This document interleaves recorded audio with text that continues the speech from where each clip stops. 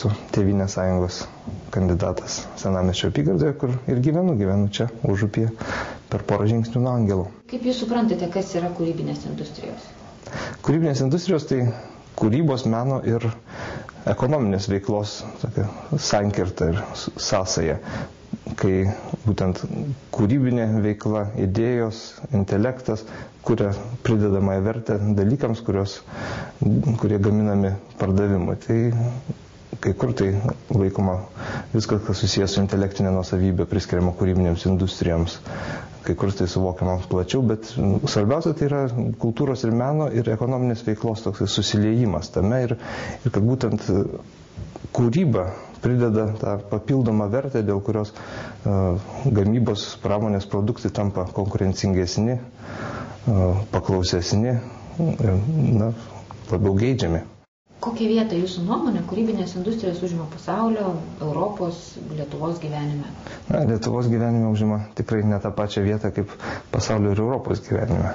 Pasaulio ir Europoje buvo prieš 10 metų, jeigu neklystų, pradėta gilintis į tos dalykus, kas kuria tą konkurencinį pranašumą, tą išskirtinę kokybę, kurią vakarai, kitos pirmaujančios civilizacijos lenkia, sakykime, šalis, kurios daro irgi tos panašius dalykus ekonomikoje, bet jiems viskas taip nepavyks. Ir tada atkreipti dėmesys į tos minkštosius dalykus, tokius kaip švietimas, kultūra, žinios, idėjos, kūrybiškumas, tą tokį sunkiai pamatuojamą ir sunkiai skaičiais išreiškiamą turinį, kuris būtent ir skiria, kodėl mes rinksimės vieną dizainą, o ne kitą, kuris, čia naudojant patį banaliausią tokį pavyzdį, bet iš tikrųjų yra daugybė tokių neapčiuopiamų verčių, kuris galima kalbėti apie kultūrinį kapitalą tam tikrą.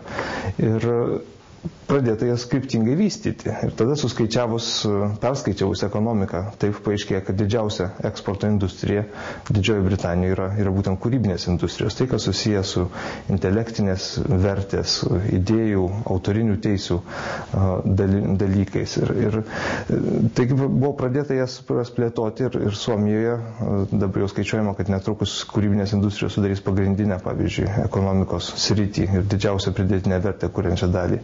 Lietuvojegi mes turime tik tai keletą drąsių pavyzdžių ir net nelabai žinome tą būklę, kaip yra su kūrybinėmis industrijomis. Buvo bandymų pamatuoti kūrybinių industrijų lygį vienoje kitoje apskrityje. Yra toks gražus ir drąsus eksperimentas kaip menų spaustuvė, bet kryptingos valstybės politikos toje srityje bandyti puoselėti, remti, sudaryti sąlygas, to nebuvo. Kaip nebuvo apskritai, aš sakyčiau, kultūros politikos kryptingos. Kultūra visą laiką buvo suvokiama kaip toks prabangos dalykas, tam savotiška inkrustacija tų tikrųjų ekonominių santykių atžvilgių. Ir tas ir matosi. Jinai palikta skursti, palikta visą laiką tokios paskutinės ministerijos vietoje, o dalykų, kurios galima pasiekti su kryptinga kultūros politika apskritai net nebuvo ir nėra. Tikiuosi, kad dabar tai gal ir pasikeis. Kai būsite išrinktas į valdžią, kokius konkrečius darbus nuveiksite? Ir kaip kūrybinės industrijos bus plėtojamos?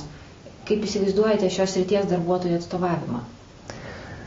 Pirmiausia, tai reikia plėsti tą gerąją praktiką, kurią mes dabar turime, būtent menų spaustuvės pavyzdžių. Steigti kultūros industrijų inkubatorius, kultūros industrijų parkus, kurie galėtų priimti pradedančius kūrėjus, suteikti jiems sąlygas, erdvę, kurioje dirbti ir galėtų juos paleisti į tą kelią, kur jie jau paskui galėtų savo kūrybinės industrijas kurti, iš to užsidirbti, iš to gyventi ir kurti visų mūsų gerovę. Čia iš tiesų yra labai nemažai analogijų tarp kultūros industrijos, yra tas pats, kai mes kalbame apie mokslo ir verslo sąsajas. Ir abi šios sritys yra Lietuvoje per mažai žinomos, per mažai remiamos ir per mažai jas investuojama. Ir todėl ir mokslas skursta, ir mūsų verslas darosi be mokslo. Tai tas patį galima pasakyti apie kūrybinės industrijas, kad būtent sudaryti tas pačias formas. Tai būtent yra kūrybinių industrijų parkai, kūrybinių industrijų inkubatoriai, kur sudaromos sąlygos. Kitas dalykas, labai svarbus instrumentas yra būtent finansinis, tai rizikos fondų atsiradimas. Visame pasaulyje rizikos fondai tiek moksle, tiek kūrybinių industrijų plotmėje yra ta vieta, kur žmonės su idėjomis, bet be kapitalų gali ateiti ir gauti paramą savo idėją gyveninti, ir todėl ir vadinasi rizikos fondai. Ne visos tos idėjos apsimoka, bet niekas jų nebaudžia, niekas neverčia išsikraustyti iš namų ir neišmeta į gatvę, nes taip suvokiama, kad būtent tas rizikingas investavimas į naujas, inovatyvias idėjas yra tai, kas kuria būtent ateitį, kas kuria tą išskirtinį konkurencingumą, kad galų gale gali padaryti revoliuciją. Mes nežinome, kuri iš dabar esančių 10 beprotiškų idėjų ateityje pasirodys verta Nobelio premijos. Ką planuojate pakeisti kūrybinių darbuotojų finansavimo socialinių garantijų srityje? Taip, kūrybinių darbuotojų, sakykime, finansinis gyvenimas ir socialinis aprūpinimas buvo paliktas iki šiol savieigai. Viena, iš tikrųjų buvo galvota, kad kultūros kūryba, meno kūryba yra prabanga ir todėl, jeigu žmonės nori to užsiimti, tai daro savo riziką. Kita vertus, gal nelabai žinoti ir tų instrumentų, kurie yra taikomi vakarų šalyse. Ir ką mes matome, tai kad menininkas kuria, bet jis negali nustoti kurti.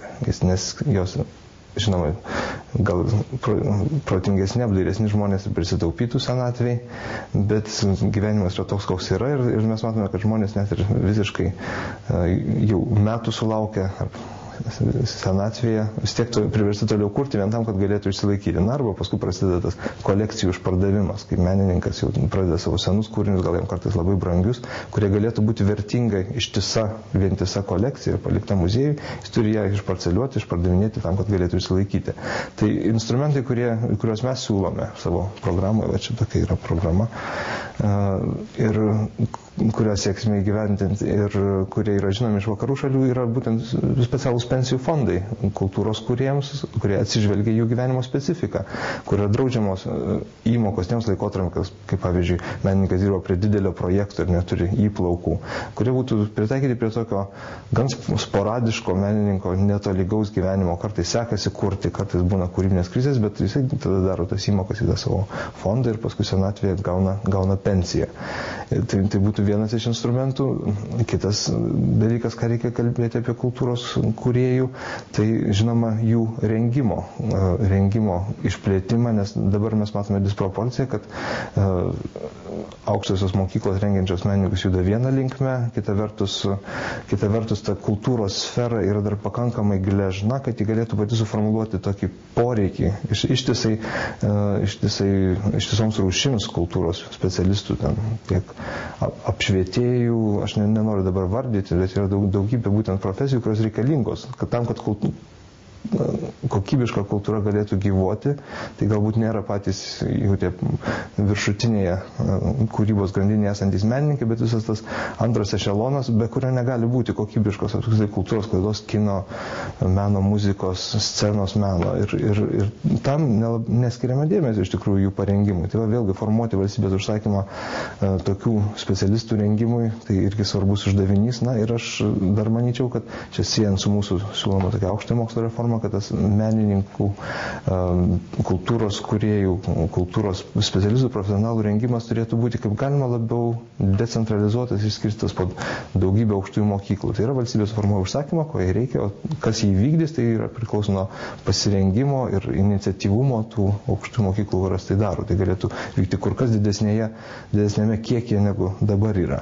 Ir kolegijose, ir universitetinio tipo mokyklose. Ir tai vėlgi kurtų tą pridedama kultūrinė vertė žymiai plačiau Lietuvoje, nesitelktų tik tai Vilniuje arba Kaune, nes tai yra viena iš svarbių labai problemų, kad kultūros toks subėgimas į didžiuosius miestus ir jos praktiškai visiškas nebuvimas provincijoje, jisai kuria tą kultūrinę atskirtį, kur ir daro mažus miestelius tokius sunkius gyventi ir žmonės iš ten bėga ne tik dėl ekonominių sunkumų, todėl kad jie nemato tų prasmės centrų, kurias būtent kultūra suteikia provincijoje. Tai va, bandyti išskleisti tą kultūros procesą, kaip galima plačiau po Lietuvą, tai dar vienas labai svarbus uždavinys.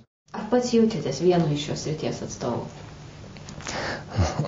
Esu pirmiausia turbūt kultūros vartotojas ir Taip, kūrėjas, ta prasme, kad esu vertęs, rašęs pusiau tokių grožinių kūrinių ir taip, tai yra irgi kultūros sritis. Iš tiesų mes kultūros sampratą dažnai susiauriname.